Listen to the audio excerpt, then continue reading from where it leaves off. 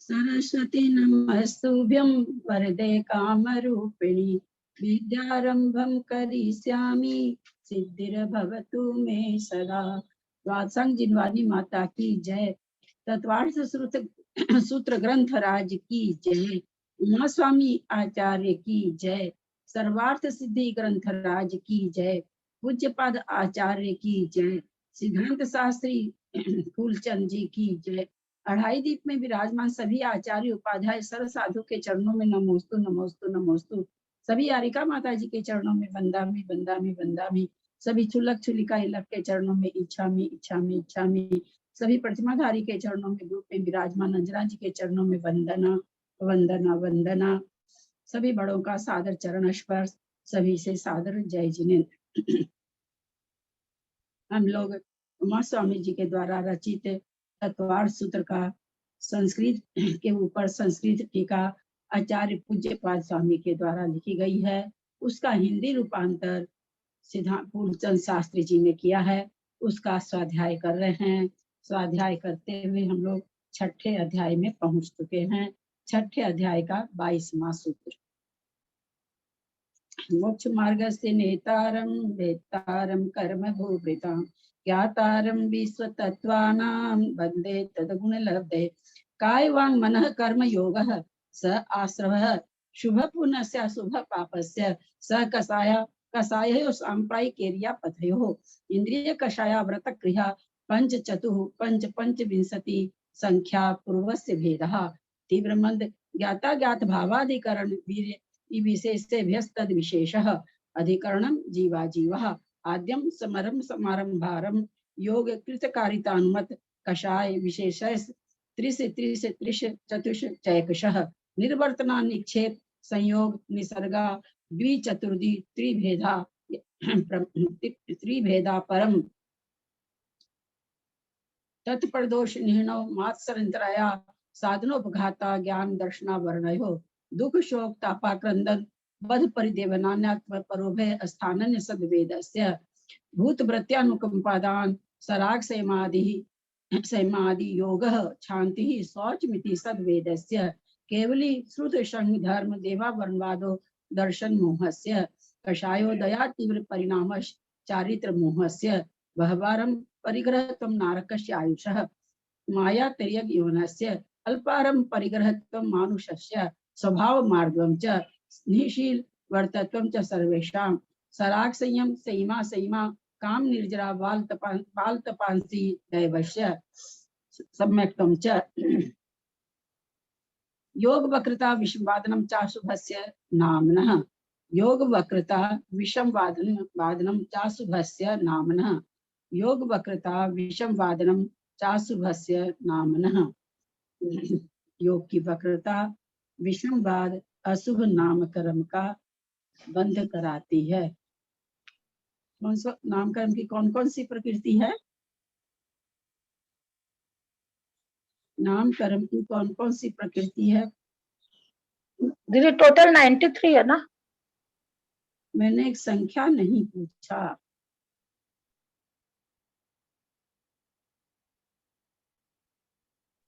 दीदी शुभ नाम कर्म अशुभ नाम कर्म। मैंने क्या पूछा? नाम कर्म की कौन कौन सी प्रकृति है? हाँ, अगर हम ये पूछते नामकर्म एक प्रकार का होता कि दो प्रकार का, जब वो कोई आया है तो होता कि दो। मैंने नामकर्म की कौन कौन सी प्रकृतियां हैं ये पूछा।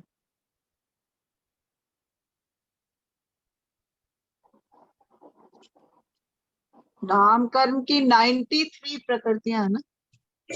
मैं बोलूं? यदि हम एक मिनट मंजू जी, एक मिनट आप लोग एक बात बताइए। हाँ। एक मिनट चुप रहे। क्या मेरे प्रश्न पूछने में गलती रहती है क्या, जो आप लोग मतलब ऐसा उत्तर देते हैं? अभी 3 आदमी ने आप लोगों ने कहा, कोई कहा 2 तरह की होती है, कोई कहा नामकर्म की 93 प्रकृति होती है, फिर कहते मैंने तो कहा कौन कौन सी। ये तो पूछा ही नामकर्म की कितनी संख्या होती है। अच्छा हाँ। या तो आप लोग सुनते नहीं ठीक से हैं, या फिर मुझे प्रश्न करना नहीं आता। दो में से एक बात तो है, या तो मुझे सुधारना होगा अपने आप को या फिर आप लोग को सुधारना होगा ना। प्रश्न का उत्तर प्रश्न के अनुरूप नहीं देंगे तो स्कूल परीक्षा कैसे पास होगी? यहाँ तो पास हो जाते हैं, स्कूल की परीक्षा तो नहीं पास हो सकेंगे। प्रश्न जो पूछा जाए, अपने लोग का समय बहुत बर्बाद हो जाता है, इसलिए प्रश्न जो पूछा जाए ना उसी का उत्तर देना चाहिए। चलिए मंजू जैन जयपुर बोलिए।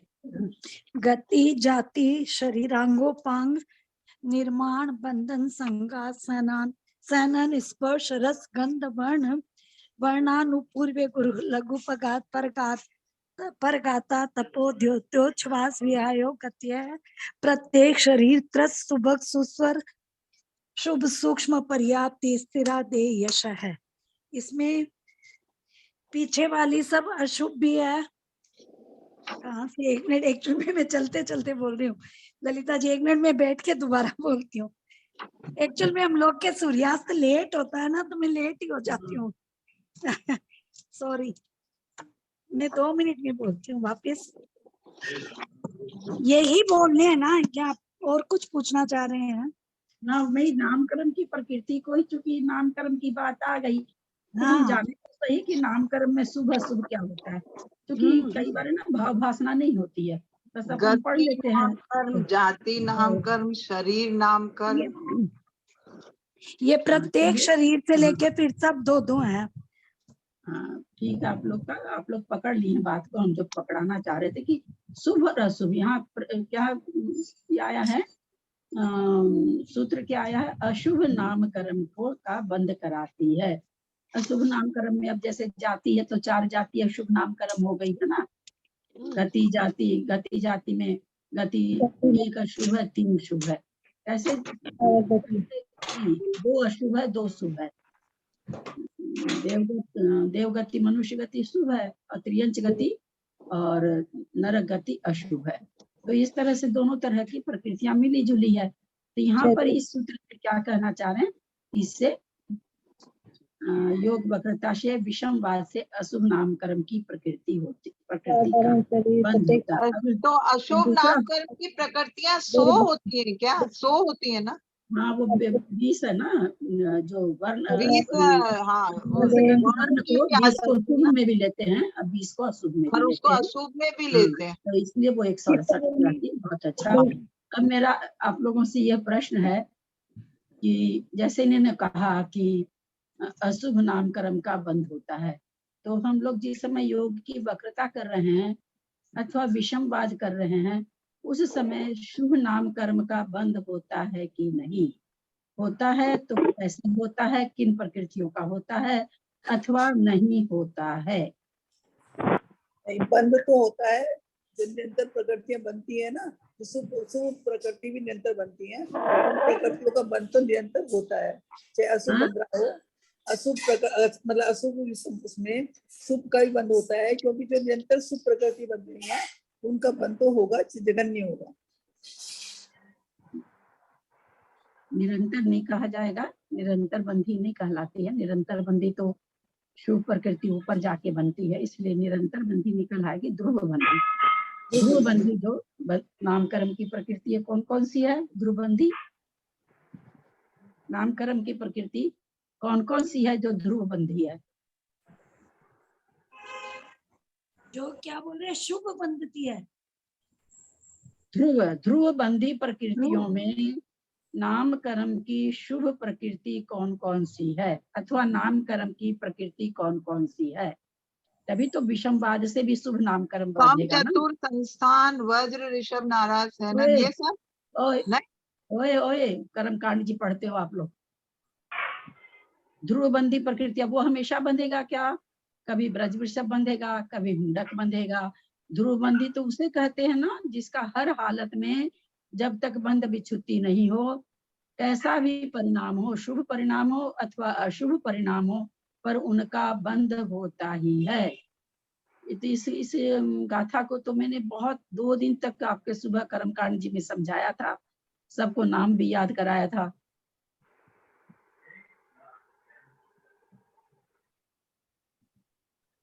आगे कर्मकांड कैसे घसकेगा? एक चीज नहीं, बस रोज रीडिंग मारेंगे खाली, रीडिंग में भी समझ में नहीं आएगा। अगर हल्की फुल्की चीज भी याद नहीं करेंगे और याद नहीं रखेंगे तो कितनी प्रकृति है ध्रुवबंधी,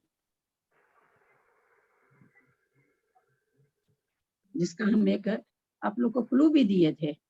47 है, हाँ 47 ध्रुवबंधी 47 है। हाँ, 47 47 ही घाटिया कर्म की प्रकृति है। हाँ, तो इससे इसलिए कहते इसमें मैंने आप लोग को याद रखने का एक क्लू दिया था कि 47 प्रकृति घातिया कर्म की है और 47 प्रकृति ही ध्रुवबंधी है।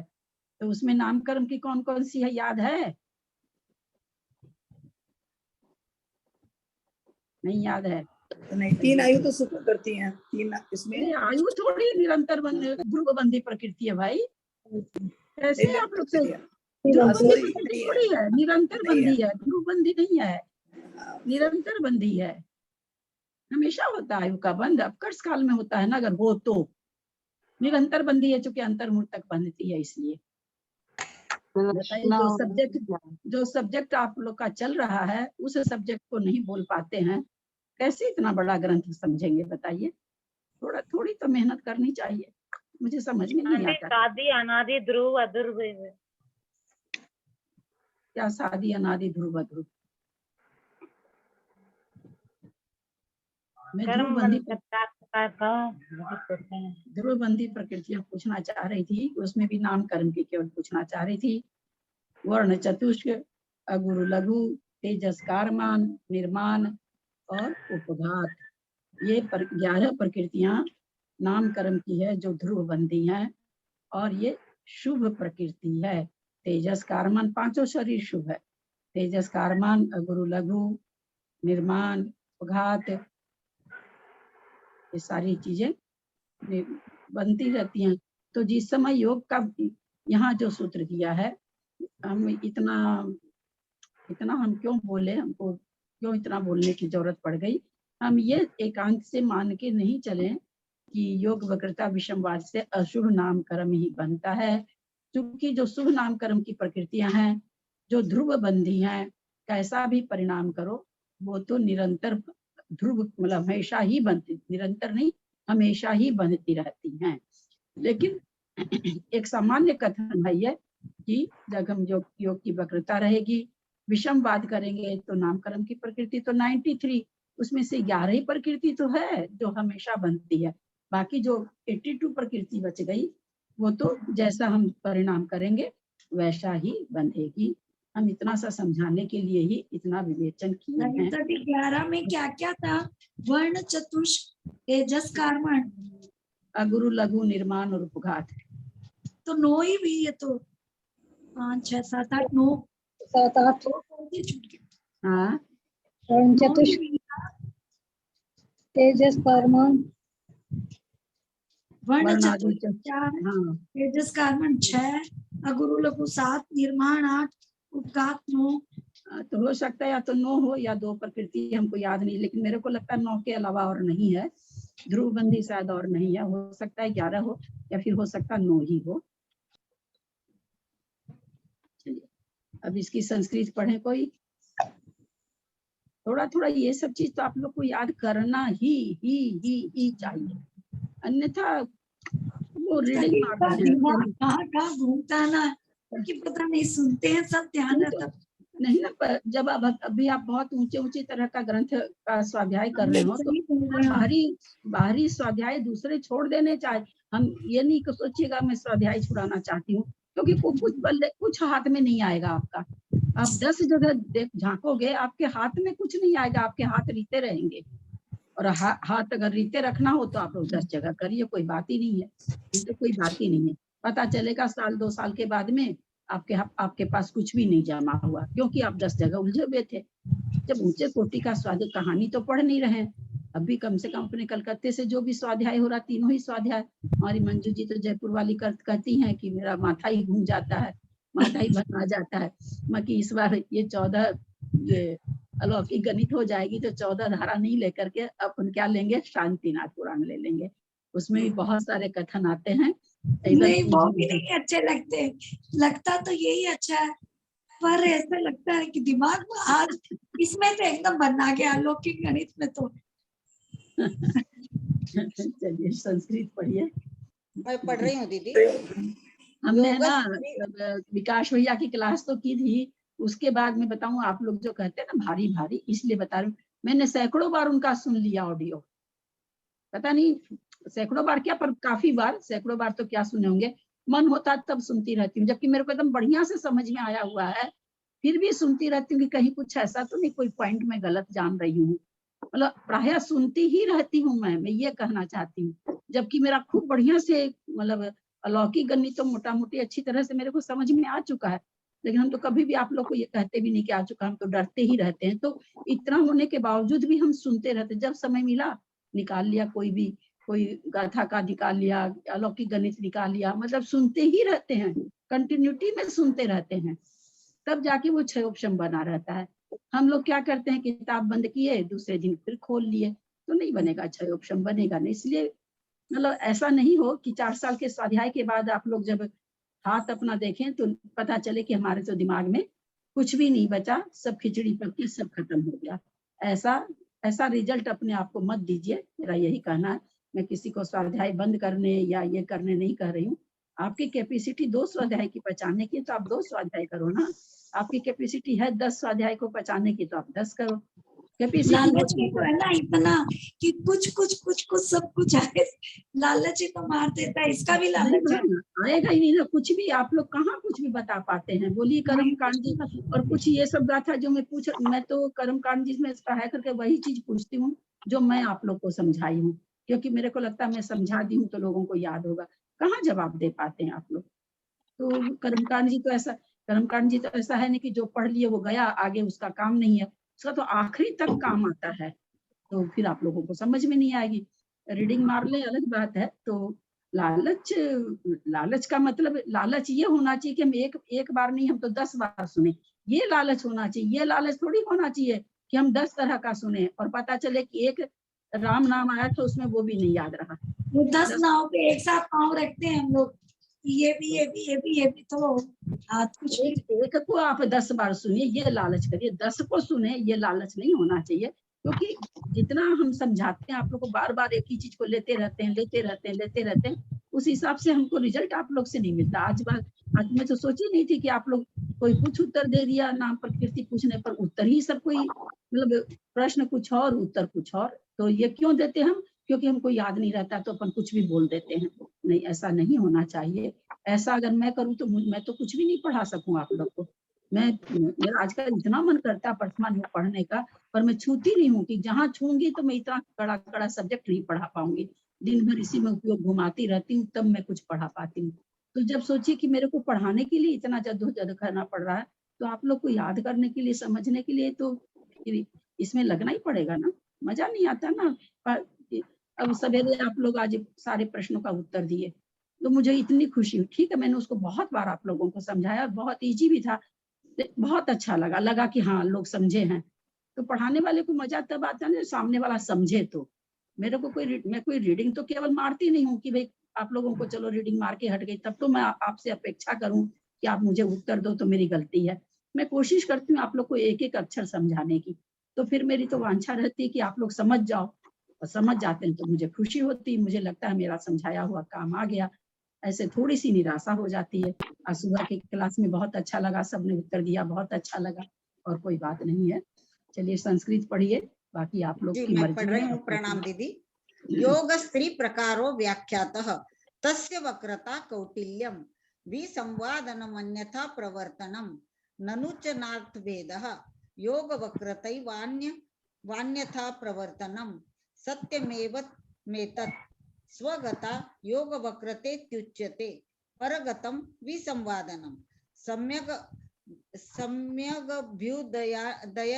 श्रेयसार्थासु क्रियासु प्रवर्तमानमन्यं तद्विपरीत काय वांग मनोभिर्विसंवादयति मैवं कार्षारेवं कुर्वोति एतदुभयमशुभनाम कर्माश्रवकारणं वेदितव्यम् च शब्देन मिथ्यादर्शन पैशून्य स्थिर चित्तता कूटमान तुलाकरण परनिंदात्म प्रशंसादि समुच्चीयते। योग वक्रता और शुभ नाम विसंवाद, कर्मणः क आश्रव इत्यत्रोच्यते। जी प्रणाम जी। योग वक्रता और विषमवाद ये अशुभ नामकरण के आश्रव हैं। 3 प्रकार के योग का व्याख्यान करके पहले कराए हैं। इसकी कुटिलता योग वक्रता है, अन्यथा प्रवृत्ति करना विषमवाद है। शंका, इस तरह इनमें अर्थ भेद नहीं प्राप्त होता, क्योंकि योग वक्रता अन्यथा प्रवृत्ति करना एक ही बात है। समाधान, यह कहना सही है, तब भी स्वगत योग वक्रता कही जाती है, परगत विषमवादन। अपने है ना, अपने योग वक्रता क्या है, अपने में ही है। कुछ जैसे अपने लोग जब मन्ना पर ज्ञान पढ़े थे तो उसमें आता था ना कि भाई कुटिल मन की बात जो जाने, तो क्या है कुटिल मन तो सामने वाले का, महाराज जी का थोड़ी कुटिल मन है, सामने वाले का। तो ये कह रहे हैं योग वक्रता तो अपने में होती है, अपना मन कुटिल हुआ, अपना वचन कुटिल हुआ, या अपना काय की कुटिल चेष्टा हुई। लेकिन विषमवाद किससे होता है, किसी दूसरे के साथ होता है, स्वतः के साथ तो होता नहीं। तो इसलिए विषमवाद कह रहे हैं परगत है और योग वक्रता स्वगत है। बहुत अच्छा उत्तर। स्वर्ग और मोक्ष के योग समीचीन क्रियाओं का आचरण कर रहा है, उसे उसके विपरीत मन वचन काय की प्रवृत्ति द्वारा रोकना, ऐसा मत करो, ऐसा करो, विषमवाद है। अच्छी भली चर्या कर रहा है और उसको किसी भी कारण से ईर्ष्या, द्वेष, जलन जो भी कहिए कारण से उसको विपरीत मन वचन काय की कुटिलता प्रवृत्ति द्वारा रोकता है, उसको कि ऐसा मत करो, ऐसा करो, तो ये कहते हैं विषमवाद है। इस प्रकार ये दोनों एक नहीं है, किंतु अलग अलग है। ये दोनों अशुभ नामकरण के आश्रव के कारण जानना चाहिए। सूत्र में आए हुए च पद से मिथ्या दर्शन, चुगलखोरी, चित्त का स्थिर न रहना, मापने और तोलने के बाट घटबढ़ रखना, दूसरे की निंदा करना, अपनी प्रशंसा करना आदि आश्रमों का समुच्चय होता है। तो इस तरह से कहते हैं च शब्द जो हमने दिया विषमवादनम च शब्द से ये लेना है कि इन चीजों का भी आश्रव होता है। तो अथ शुभ नामकर्मण का आश्रव अत्र उच्यते। तद विपरीतम शुभस्य, तद विपरीतम शुभस्य, तद विपरीतम शुभस्य। संधि विच्छेद हो जाएगा। तत्पलस विपरीतम, तत् में हलंत, तत्पलस विपरीतम, उससे विपरीत, तत् विपरीत, उससे विपरीत, शुभस्य शुभ नामकरण का आश्रव है। किससे विपरीत, जो हमने पहले बताया, पहला सूत्र किया, उससे विपरीत।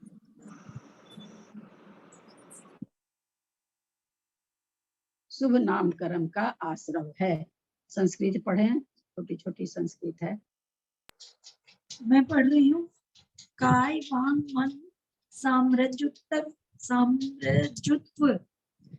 विसंवादनम च तद विपरीतम च शब्देन समुच्चितस्य च विपरीतम ग्राह्यम।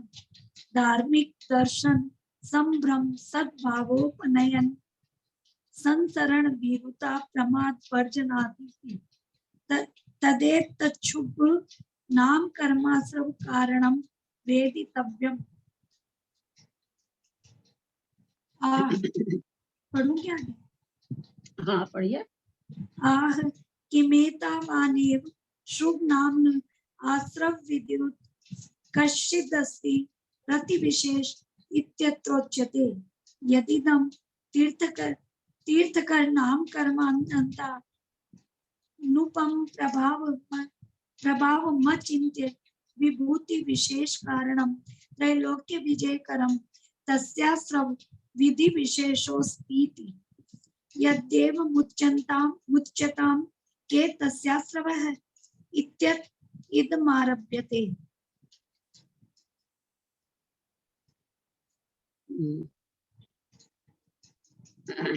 इसके उससे विपरीत अर्थात योग की सरलता और अविषमवाद ये शुभ नामकरण के आश्रव हैं। काय वचन और मन की सरलता और अविषमवाद ये उससे विपरीत हैं।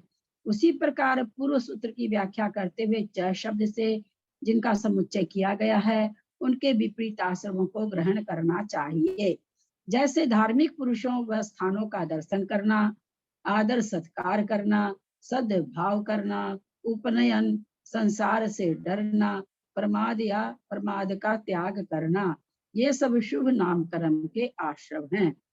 शंका, क्या इतनी ही शुभ नामकर्म की आश्रम विधि है या और भी कोई विशेषता है?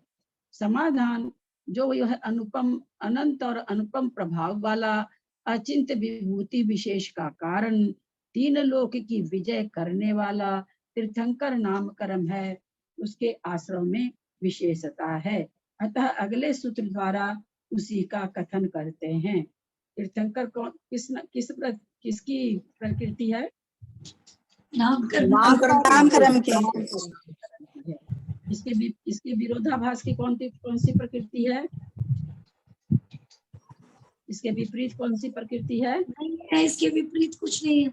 ये तो अपने आप में अनुपम हुआ है सबसे। अनुपम नहीं तो फिर एक बिना अनुपम वाली होनी चाहिए ना, पर ऐसा नहीं है। तीर्थंकर प्रकृति की विरोधी प्रकृति कोई नहीं। सूत्र है, बड़ा सूत्र है, ध्यान से देखेंगे। उपनयन मतलब क्या होता है ललिता जी? उपनयन दीदी उपनयन का अर्थ नहीं समझ में आया। उपनयन वही पूछ रही हूँ। हाँ, यहाँ पर कहाँ गया, एक मिनट।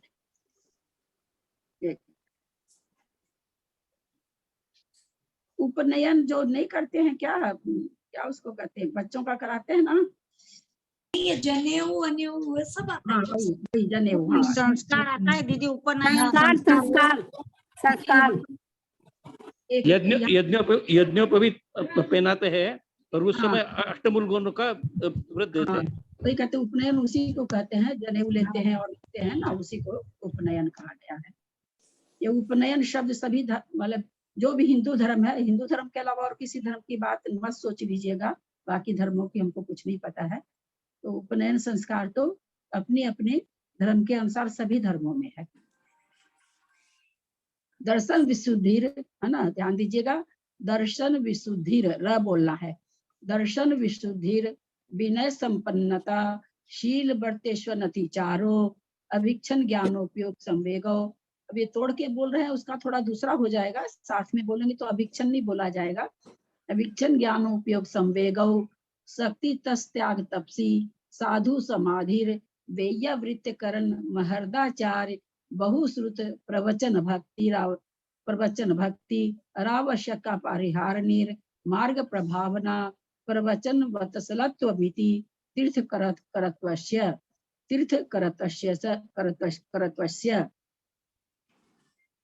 तीर्थंकर यहाँ पर नहीं है, बिंदी नहीं है, तीर्थकर्तव्य, इसे तीर्थंकर नहीं बोलना है।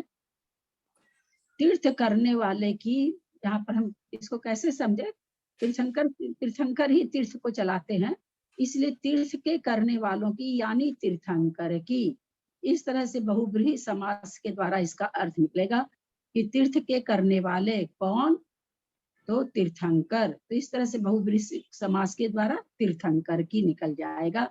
यहाँ पर शब्द तीर्थकरत्व से है, तीर्थंकरत्व से नहीं है। दर्शन विशुद्धि, विनय संपन्नता, शील बढ़ते सुनति चारो, भिक्षण ज्ञानोपयोग संवेगौ, शक्ति तस्त्याग तपसी, साधु समाधि बिया वृत्तकरण महर्दाचार्य, बहुश्रुत भक्ति, प्रवचन भक्ति, रावश्यक का परिहानिर, मार्ग प्रभावना, प्रवचन वत्सलत्वमिति, तीर्थकरतस्य। दर्शन में इसको पढ़ूं, पढ़िए।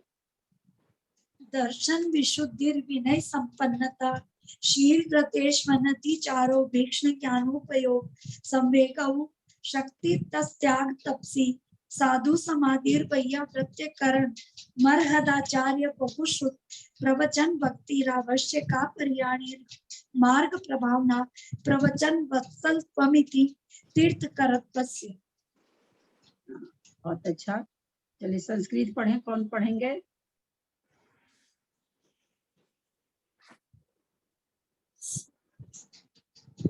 मैं पढ़ गया।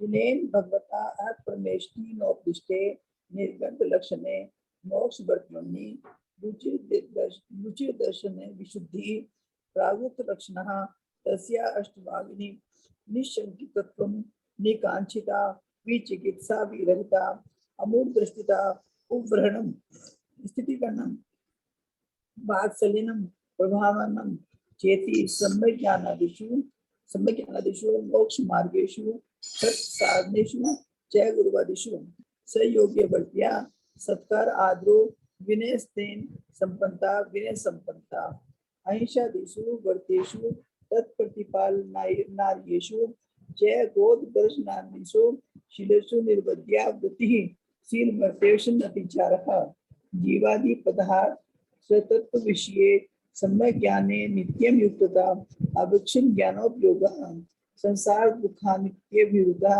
संवेगः त्यागो दानम तत्त्रिविधम आहार दानम विहय दानम आहार दानम व्यय दानम ज्ञान दानम चेति तक्षुत्पितो यथा विधि प्रयुज्यमानं त्याग इत्युच्यते अनिगृहीत वीर्यस्य मार्ग विरोधी काय क्लेश तपः यथा भंडागारे दहने समुचिते तत्प्रश्नम मनुष्यते बहुकारवाद यानेक वृत्तशील स्मृतस्य मूनस्तपशः कुत्सित प्रत्युहे समुपस्थिते तत्संधारणम समाधि गुणबद्ध दुखो निपाते निर्विद्येन विधिना तदपहरणम वैयावर्त्यम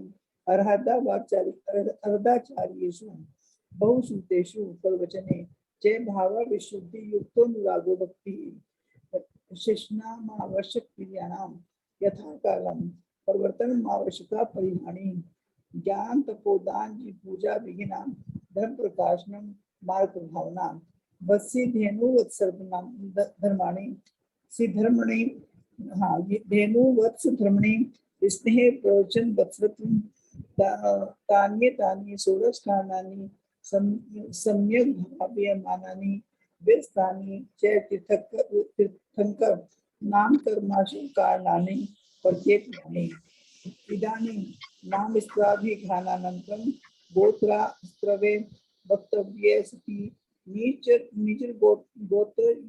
गोत्रस्यास्त्र विद्या नार्थ विद्मः।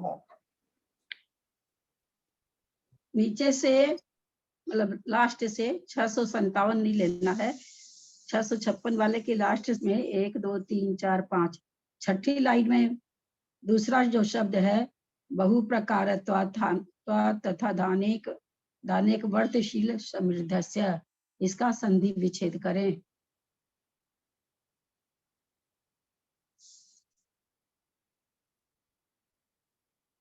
जी बताया हमने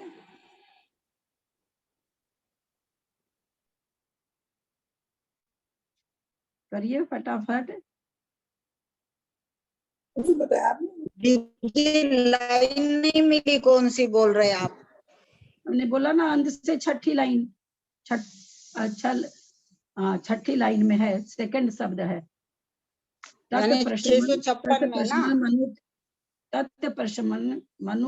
मनुष्यते, उसके बाद वाला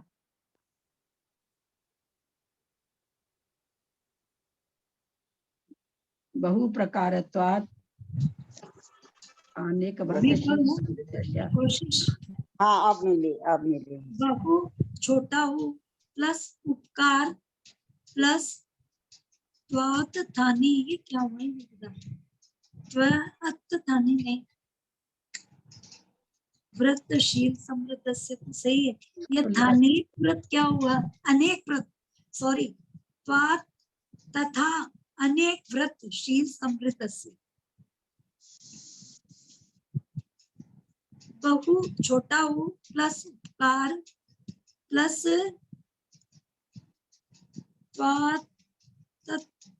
ये क्या? तत् प्लस अनेक व्रत, तथा का क्या होगा? तथा बहुकार उपकार पात्र अनेक व्रतशील समृद्ध से। नहीं, गलत हो रहा मेरा ना।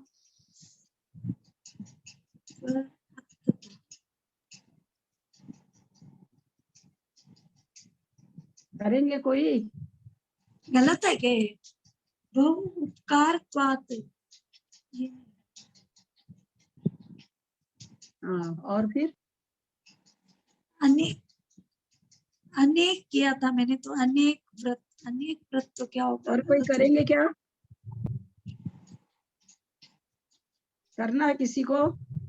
मंजू जी दिल्ली। बहु उपकारत्वात् तथा अनेक व्रतशील संगतस्य। बहुत अच्छा।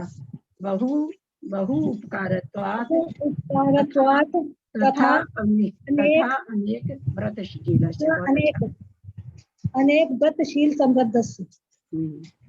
तो यही तो मैंने किया था, पर मैं श्योर नहीं थी। आप तो कई बार बदल रहे थे, मुझे तो पकड़ में नहीं आया कि आप क्या कर रहे हैं। वो बोली तो मैं यही थी, अनेक व्रती। हाँ यही बोला अनेक था व्रत क्या होता है? मंजू दीदी, यही बोला था। बोला तो यही था, पर मैं श्योर नहीं थी। मतलब मेरे को खुद को नहीं लग रहा था कि सही है। पता नहीं, आप बताइए।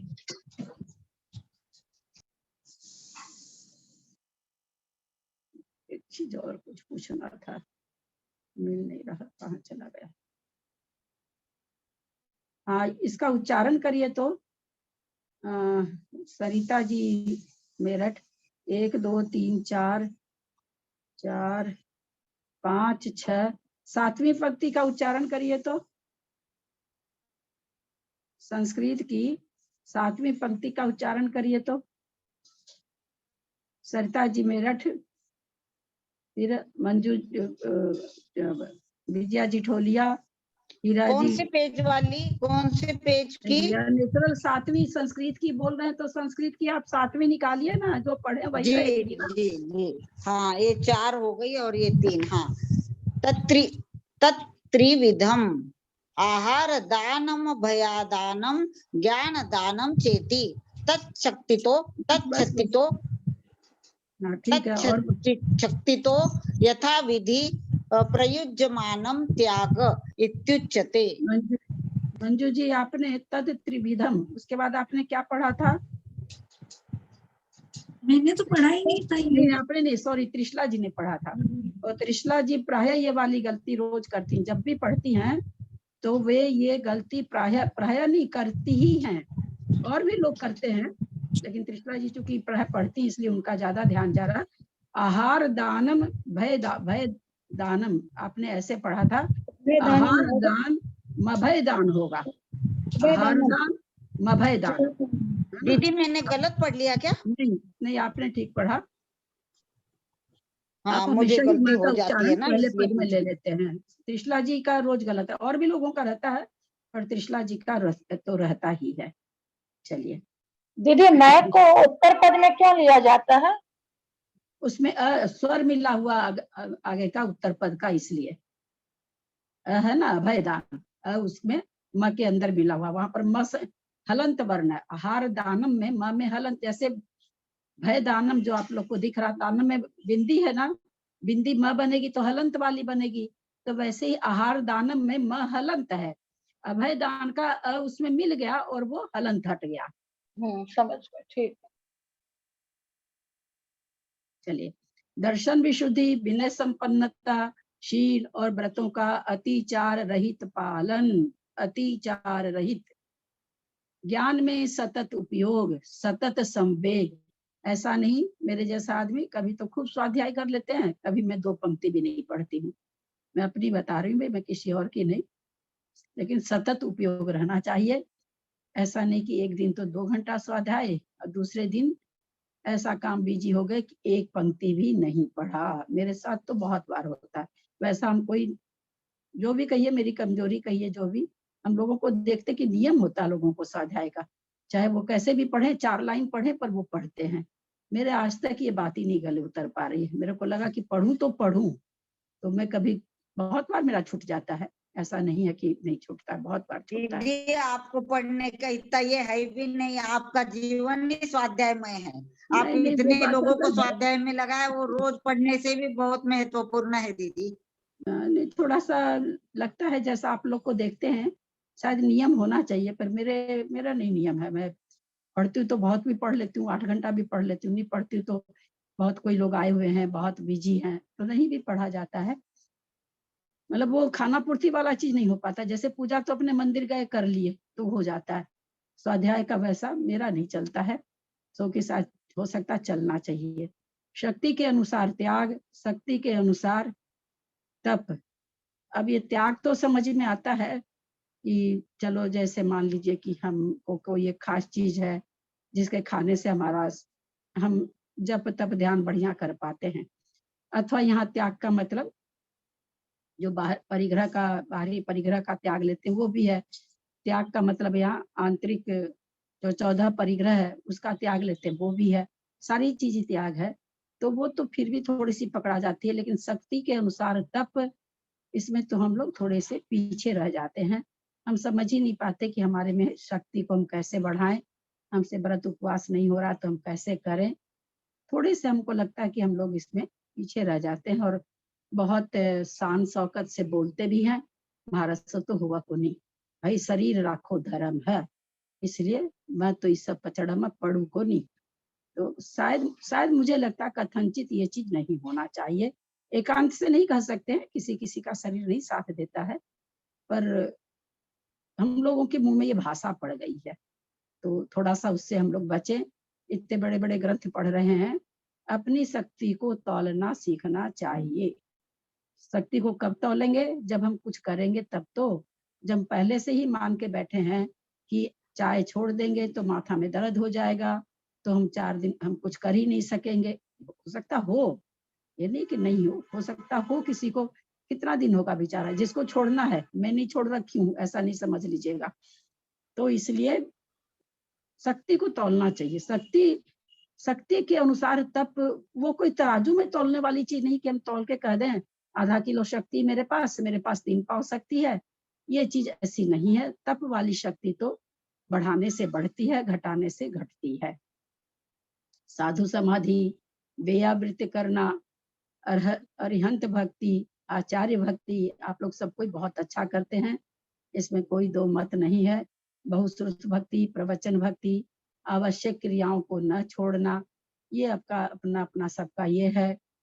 जैसे मैंने अभी कहा कि मैं स्वाध्याय, आवश्यक क्रिया है स्वाध्याय तो, लेकिन मैं 10-10 दिन भी कई बार शास्त्र लेके नहीं पढ़ पाती हूँ। वैसे गूगल वगैरह में या कोई भैया जी की क्लास सुन लिया वो एक अलग बात है, शास्त्र लेके नहीं बैठ पाती हूँ, जो कि स्वाध्याय एक आवश्यक क्रिया है। तो अब जो भी उसको जैसे भी समझे, उसको जो है मेरे में कमी है वो। और दर्शन विशुद्धि, ऐसे तो दर्शन विशुद्धि सम्यक तो दीदी वीडियो सुनते हैं वो स्वाध्याय नहीं है क्या?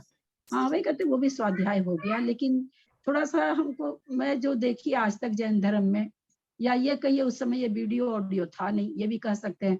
मैं जो 25 साल से जुड़ी हूँ, मैं पूरा 25 साल हुआ एकदम गिन करके, मैं लोगों को देखती थी, बहुत से लोग मंदिर में खोलते ही 4 लाइन पढ़ते फटाफट बांधते, कोई 1 पेज पढ़ता फटाफट बांधते। मैं कर ही नहीं पाई, शुरू से नियम ले लिया मैंने भी। सुभाषवती माता जी आए थे, हाँ स्वाध्याय करेंगे, वो मेरे से वो हो ही नहीं पाता था। मैंने कभी किया ही नहीं इस तरह से, पढ़ा खूब पढ़ा, लेकिन वो वैसे वाला चीज नहीं हो पाया कि मंदिर में हम 1 पेज पढ़ लें। मैं कभी छूती नहीं हूँ मंदिर में, स्वाध्याय नहीं छूती, वैसे पूजा के समय। तो पता नहीं ये कथनचित कितना सही और गलत मैं नहीं कह सकती हूँ।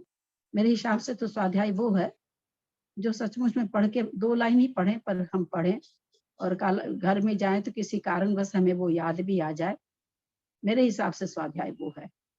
पढ़ लिया, 1 पन्ना पलट लिया, ग्रंथ जी को बांधा, माथे से लगाया, रख दिया, वो शायद मेरी अपनी दृष्टि में मुझे ठीक नहीं लगता।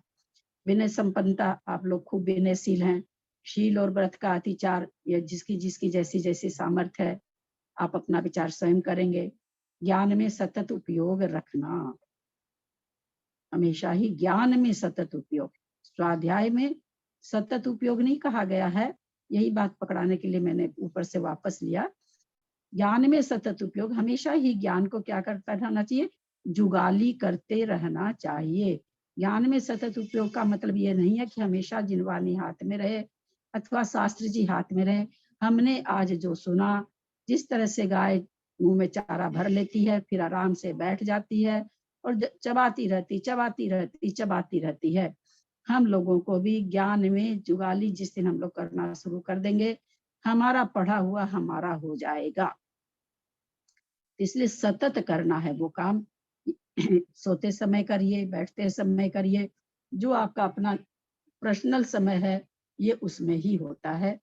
सतत संवेग हमेशा ही संसार की असारता को, शरीर की असारता को, धन की असारता को, पास पड़ोस, पुत्र पुत्री की असारता को, सारी चीज को हमेशा ही सोच चिंतन करना चाहिए। जब जब मुख से नहीं, मुंह से हम लोग बहुत बोलते हैं, इसमें दो मत नहीं है।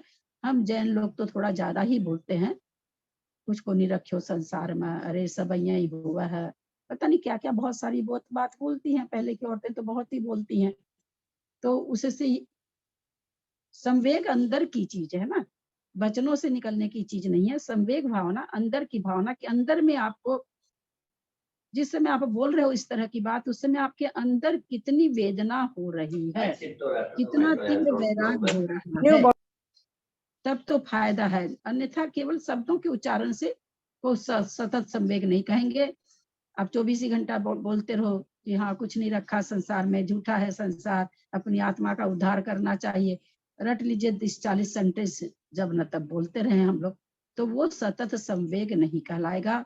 हमेशा संसार से छूटने का, संसार से हमेशा भयभीत रहना अथवा वैराग्य पूर्ण रहना, सतत संवेग। शक्ति के अनुसार त्याग। सो आप हम लोग सब है ही हैं, कितनी शक्ति छिपाते हैं, कितनी शक्ति करते हैं। हम अपना अपना मन को खुद छान लें, कोई भी दूसरे के मन को नहीं छान सकता है। तीर्थंकर प्रकृति का बंध श्रावक को भी होता है। तीर्थंकर प्रकृति का बंध के लिए ऐसा नहीं लिखा गया, जो भाव से स्त्री वेद है उसको नहीं होगा।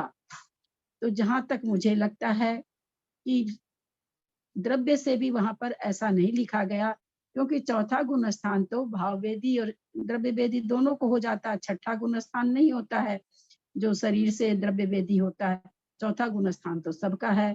तो मुझे कई बार इस पर चिंतन चलता है कि अगर चौथे काल में हम रहें और हमको तीर्थंकर का पाद मूल मिल जाए, क्योंकि ऐसा तो है नहीं कि समोसरण में स्त्रियां नहीं जाती हैं, जाती हैं, श्राविका भी रहती हैं, हम सभी जानते हैं।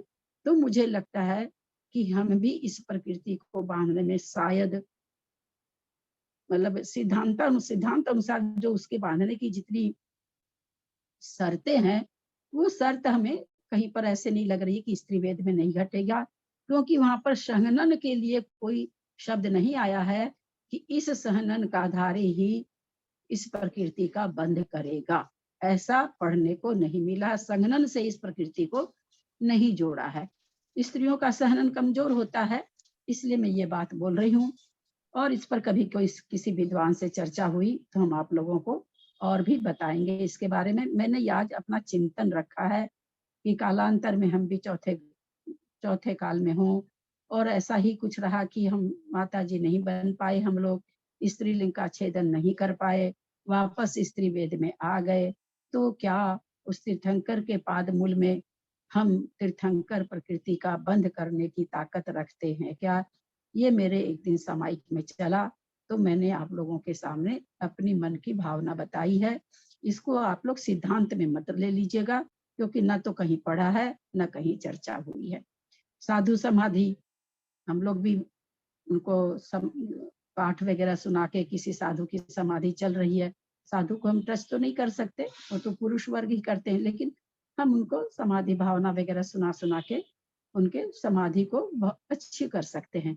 वेयावृत्ति करना, महाराज लोग की वेयावृत्ति वैसे तो हम लोग नहीं कर सकते, लेकिन आज उनके कमंडल में पानी देना है, या उनको कोई चीज ऐसी जो समाधि चल रही हो, चाहे ऐसे कहीं से बहुत विहार करके आए हैं, तो उनके लिए जो भी व्यवस्था, हम छू तो नहीं सकते उनको, लेकिन उनको जो चीज चाहिए वो हम कर सकते हैं, और माता जी का तो सब कुछ कर सकते हैं।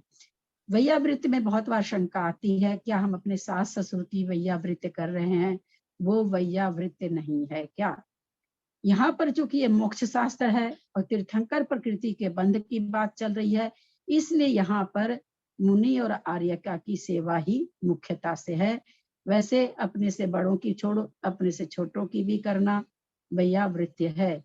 मैं आप लोगों को एक बार शायद बताई भी होंगी, मैंने रत्नत्रय का जब शुरू में व्रत किया तो शुभमती माता जी ने इतनी वैयावृत्ति की मेरी कि उनके वैयावृत्ति से ही मेरे 3 दिन निकले। बाबा वो अपना सब कुछ छोड़ के मेरे पास बैठी रहती थी।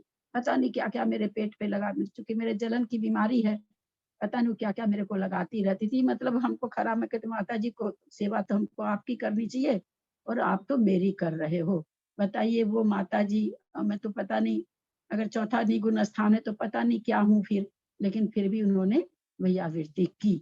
तो यहाँ पर हम ये कहना चाहें वैयावृत्ति तो किसी के प्रति भी करना चाहिए, पर चूंकि मोक्ष की बात चल रही है, तीर्थंकर प्रकृति का बंध करने की बात चल रही है, तो यहाँ पर आर्यिका और मुनि वही गिने जाएंगे। लेकिन इसका ये मतलब नहीं है कि जो आर्यिका माता जी की सेवा करता है या महाराज की वैयावृत्ति बहुत उत्तम तरीके से करता है तो उसके तीर्थंकर प्रकृति का आश्रय हो जाता है, ये नहीं मानेंगे। वैयावृत्ति तो बहुत बाद में है, सबसे पहले तो दर्शन विशुद्धि भावना आई है। जब तक दर्शन विशुद्धि नहीं तब तक इन बाकी 15 में ताकत नहीं है कि तीर्थंकर प्रकृति का बंद कर दे। पहली जब पूर्ण रूप से होती है तो 15 उसमें अपने आप ही आ जाती है। अरिहंत भक्ति सब कोई जानते हैं, आचार्य भक्ति सभी जानते हैं, बहुश्रुत भक्ति, जिनवानी की भक्ति, जल्द लगाना, सफाई करना, उसमें चावल उवल तो नहीं खुसा हुआ है, बहुत सजा के रखना, जो थोड़ी फट वट गई है उनको किस हिसाब से प्रतिस्थापित करना है, कहाँ भेजना है, इस तरह की जो सेवा करते हैं, अच्छे अच्छे शास्त्र मंगा के मंदिर में स्थापित करना, जो ग्रंथ सबको लगते हैं वैसे ग्रंथ, अथवा जिन पूजा की किताबें मंगाना। किताबें तो बहुत है मंदिरों में, पर अपने मतलब की खोजो तो एक भी नहीं मिलती है। इतनी पूजा की किताबें मंदिरों में, पर अपने मतलब की खोजते हैं तो कई बार मिलती ही नहीं है। तो ये एक है ना, जो भी लोग मंदिर संभालते हैं वो लोगों को देखना चाहिए कि भाई सभी तरह की पूजा की किताब, जितनी भी फेमस किताबें निकली हुई है, जैसे एक जयपुर की है, एक अपने कलकत्ते की है ना, कई जगह की ऐसी ऐसी किताबें, कम से कम भाई 5-7 प्रति है ना मंदिर में, ये भी हम लोगों को ध्यान रखना चाहिए। जो ये सेवा करते, मैं तो कुछ करने वाली में से नहीं हूँ, मैं तो महाभाग्य की औरत हूँ, मैं तो कुछ भी नहीं कर पाती हूँ, मेरे पास तो करने के लिए कुछ भी नहीं है। आवश्यक क्रियाओं को न छोड़ना, जो भी श्रावक की आवश्यक क्रिया उसको नहीं छोड़ना, मोक्ष की प्रभावना करना, मोक्ष मार्ग की प्रभावना करना, प्रवचन वात्सल्य सभी समझते हैं, अपने प्रवचन के प्रति जो विशेष वचन हैं जिनके, मतलब श्रुत, अरिहंत, मुनि, साधु सभी इसमें आ गए, और इसमें ये भी आ गए, आपको क्या श्रावक भी आ गए। उन लोगों को साधर्मी के प्रति भी वात्सल्य रखना, प्रवचन वात्सल्य। मुझे इस का अर्थ मेरे दिमाग में ऐसे चलता रहता है, केवल गाय बछड़े के जैसे श्रावक के प्रति, साधर्मी के प्रति ही नहीं, बल्कि सभी के प्रति प्रवचन, जो विशेष वचन वाले हैं उनके प्रति। श्रावक तो है ही है, श्रावक से का साथ तो नहीं करेंगे तो मार्ग ही नहीं आगे बढ़ेगा। तो इस तरह से ये सुलभ भावना ये तीर्थंकर नामकरण की आश्रव है। पर ललिता जी, तीर्थंकर प्रकृति के लिए मतलब द्रव्य वेद से पुल्लिंग होना चाहिए, ऐसा नहीं है क्या? मेरे मन में एक दिन चिंतन आया, वही मैंने आप लोग को बताया है। मैं नहीं हाँ। कह सकती हूँ कि होना चाहिए कि नहीं, मैंने सिद्धांत घटाया तो सिद्धांत में चीजें कट नहीं रही है, क्योंकि उसमें ना ऐसा नहीं दिया कि ब्रज वृषभ नाराज सहनन होना चाहिए, सहनन की आवश्यकता नहीं बताई गई है।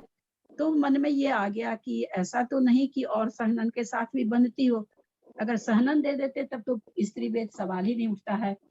लेकिन भाव स्त्री वेद को तो होता ही, आहारक भी होता है और तीर्थंकर प्रकृति भी होते, तो दोनों ही होता है, आहारक दिक भी बंद होता है और बंद तो दोनों होता ही है, उदय नहीं आता है भाव वेदी के तो। लेकिन द्रव्य वेदी में आहारक दिक का तो कभी हो ही नहीं सकता, क्योंकि द्रव्य वेदी का छठा गुण स्थान बनता ही नहीं है, परंतु तीर्थंकर प्रकृति का बंध चौथे गुण स्थान में बताया गया है। अगर इसमें मुझे ध्यान अपने 8वां श्लोक जो गया था ना पीछे, शायद मुझे ऐसा ध्यान आ रहा है कि उसके अंदर ऐसा आपने बताया, मतलब कि द्रव्य वेद तो पुल्लिंग ही होना चाहिए, भाव वेद उदय के मतलब लिए, है। उदय के लिए, उदय के लिए। अच्छा, उदय के लिए। हाँ, उदय द्रव्य वेद में आएगा। उदय जब भी आएगा द्रव्य से तो पुरुष वेद है ही है, ये सब तीर्थंकर प्रकृति उदय आने के लिए भाव हाँ, से भी द्रव्य पुरुष वेद ही होना चाहिए पुरुष नियम से। वेद ही होना चाहिए, दोनों उदय के चीज लिए, ऐसा हाँ, बताया था आपने हाँ। 8वें श्लोक में। और बंध के तीर्थंकर प्रकृति और आहारक द्वित के बंध के लिए कहा गया है द्रव्य से स्त्री वेदी हो सकती है, नहीं, भाव से स्त्री वेदी के भी बंध होता है।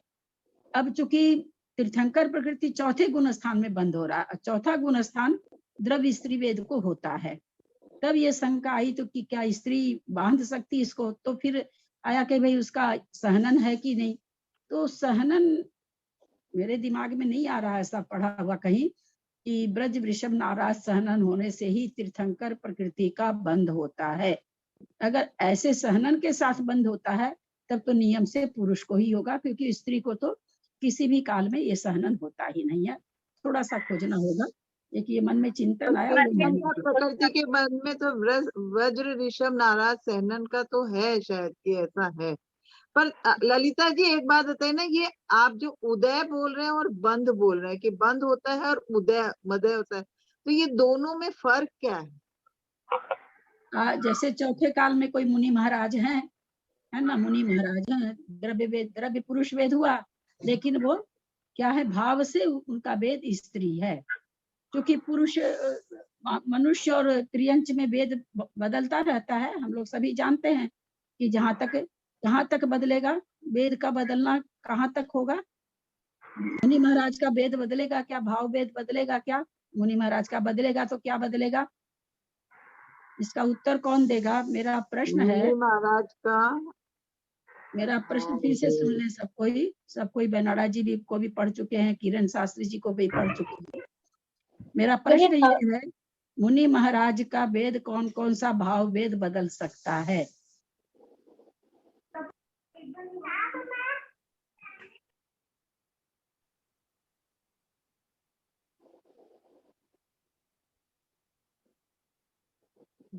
वेद से मिथ्यात्व मुनि महाराज हम बोल रहे हैं तो मुनि महाराज बोलने से मतलब ही हो गया छठा सातवां गुण स्थानवर्ती। हाँ, भाव वेद स्त्री वेद हो सकता है उनका। हाँ, भाव वेद स्त्री वेद हो सकता है उनका। भाव वेद स्त्री है तो स्त्री वेद हो सकता है, मतलब भाव में।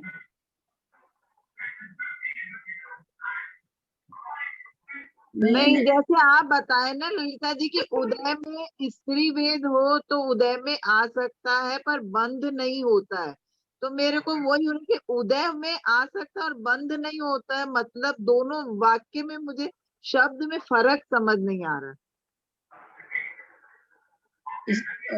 स्त्री वेद कहाँ तक बंद होता है, किस गुण स्थान तक? 5वें गुण स्थान। हाँ, 5वें गुण स्थान। हाँ, 5वें गुण स्थान। आवाज ठीक नहीं आ रही है आपकी। 5वें गुण स्थान इनका है ना? 7वें गुण स्थान तक नहीं, 5। आप लोग अगर इसका उत्तर नहीं दे पा रहे हैं तो मुझे तो भाई साहब को कहना होगा कर्म कांड को इति श्री कर दीजिए यहीं पर। बंद भी याद नहीं, उदय भी छुट्टी याद नहीं, सत्व भी छुट्टी याद नहीं, समझ में, बंद भी छुट्टी तो याद रखिए। दूसरे गुण स्थान, हाँ, दूसरे गुण स्थान में दूसरा वो स्त्री वेद, हाँ दूसरे गुण। और उदय भी छुट्टी कहाँ होती है? उदय भी छुट्टी कहाँ होती है? कहाँ तक उदय है इसका स्त्री वेद का? 9वें गुण स्थान तक है ना? 9वें गुण स्थान तक उदय है। तो कोई भी मुनि महाराजा छठे सातवें में है, उनको बंद तो हो नहीं रहा है स्त्री वेद का नपुंसक वेद का, परंतु उदय उनको तीनों वेद का चल सकता है। तो तीनों वेद का उदय चल सकता है, तो तीनों वेद में अगर आहारक द्विक का बंद होना है तो हो जाएगा, हो सकता है। तीनों ही वेद में तीर्थंकर प्रकृति का भी बंद हो सकता है। लेकिन अब कालांतर में जब उदय में आएगी, चाहे मान लीजिए कि आहारक दिक बांध तो लिया किसी भी वेद में, नपुंसक में, स्त्री वेद में, पुरुष वेद में, किसी भी वेद में बंध रही है वो, है ना। अब 7वें से 6ठे में आएंगे तो उदय आएगा। उदय आते समय उनको नियम से पुरुष वेद हो जाना चाहिए, क्योंकि बदलता है वेद, है ना। मनुष्य में त्रियंच में बराबर बदलता रहता है वेद। तो जिस समय वो 6ठे में आएंगे और अगर उदय में आना है तो उस समय उनको पुरुष वेद होगा नियम से। ये कहने का मतलब है कि बंध तो किसी भी वेद में सकती है, परंतु उदय आहारक दिक और तीर्थंकर प्रकृति उदय जब भी आएगा तो द्रव्य से तो पुरुष वेद होना ही चाहिए, भाव से भी पुरुष वेद होना चाहिए। बांधने के लिए कोई भी वेद हो सकता है। इन भगवान अरिहंत परमेष्ठी द्वारा कहे हुए निर्ग्रंथ स्वरूप मोक्ष मार्ग पर रुचि रखना दर्शन विशुद्धि है। इसका विशेष लक्षण पहले कह आए हैं। उसके 8 अंग हैं। निसंकित संकितत्व, निकांक्षिता, निर्विचिकित विचिकित्सी तत्व, अमूढ़ दृष्टिता, उपबृहन, स्थितिकरण, वात्सल्य और प्रभावना।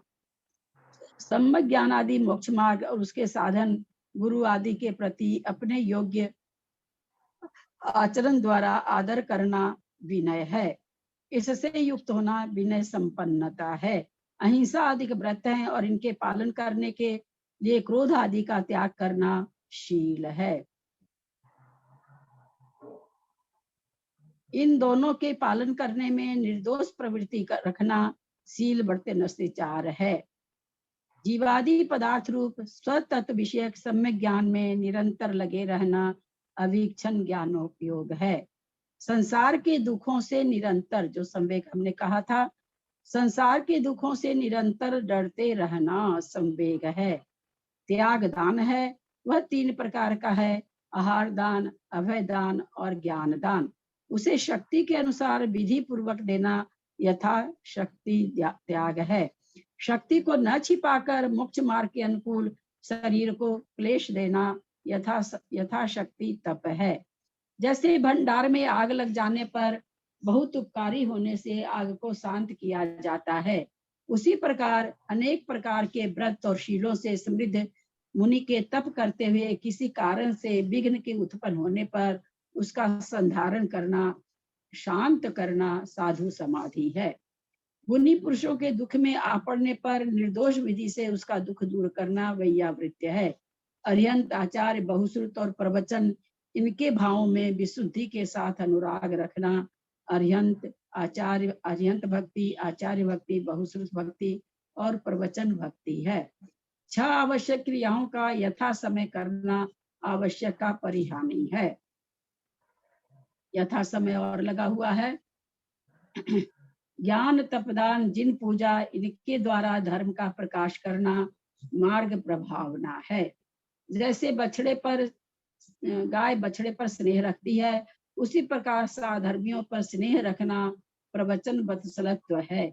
ये सब 16 कारण हैं। यदि अलग अलग इनका भले प्रकार चिंतन किया जाता है तो भी ये तीर्थंकर नामकरण के आश्रय के कारण होते हैं। असमुदाय रूप से भी सबका भले प्रकार चिंतन किया जाता है तो भी ये तीर्थंकर नामकरण के आश्रय के कारण जानना चाहिए। 8:07 हो गया, तो उच्चारण कराने जा रही थी। इतना ही रहने देते हैं। साधु समाधि और वैयावृत्य में क्या फर्क हुआ है? इसमें लिखा हुआ उस हिसाब से। वैयावृत्ति तो आप ऐसे भी वैयावृत कर सकते हो, ऐसा जरूरी थोड़ी नहीं, वैसे अपन व्यवहार में जानते। यहाँ ये शास्त्रीय जो भाषा है। साधु समाधि तो क्या है कि बाहर से जो उपसर्ग आ जाता है उसके लिए है। और वैयावृत्ति जैसे छाले वगैरह जो हो जाते हैं या किसी तरह का शरीर में कोई बीमारी हो जाना। और साधु समाधि क्या है कि जैसे बहुत ऐसे जैसे दिया ना इन्होंने शील तप का व्रत और शील का कर रहे हैं, उनमें बहुत ज्यादा शरीर में मान लीजिए फफोले निकल गए तो आप लेकर के घी की मालिश कर रहे हैं, जो भी उनके लायक जो चीज है। तो ये बाहरी उपद्रव से जो तकलीफ होती है उसके लिए साधु समाधि है। और वैयावृत्ति तो हम लोग किसी कारणवश जो हो जाती है, भाई चलने से फिरने से अथवा कोई बुखार आ गई है कुछ भी, तो वो दोनों थोड़ा सा अंतर है। और भैयावृत्ति तो साधु के लिए तो है ही है। भैयावृत्ति हम किसी की भी कर सकते हैं, पर साधु समाधि तो केवल साधु के लिए होती है। ये भी अंतर मुझे समझ में आता है। जिनवानी का स्तुति करें, जिनवानी की स्तुति करें।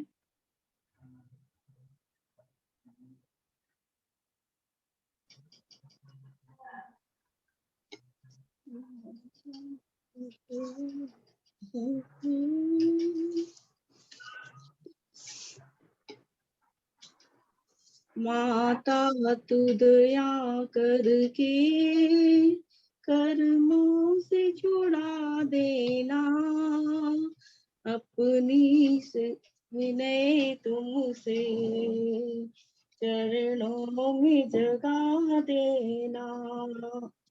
माता आज मैं भटका हूँ माया के अंधेरे में, कोई नहीं मेरा है इस कर्म के रेले में, कोई नहीं मेरा है। तुम धीर बंधा देना, इतनी सी विनय तुमसे चरणों में जगा देना। जीवन के चौराहे पर मैं सोच रहा कब से, जाऊं तो किधर जाऊं ये पूछ रहा मन से, पथ भूल गया हूँ मैं। तुम राह दिखा देना, इतनी सी विनय तुमसे चरणों में जगा देना। लाखों को उबारा है, मुझको भी उबारो तुम, मझधार में है नैया उसे पार लगा दो तुम, मझधार में अटका हूँ उसे पार लगा देना, इतनी सी विनय तुमसे चरणों में जगा देना।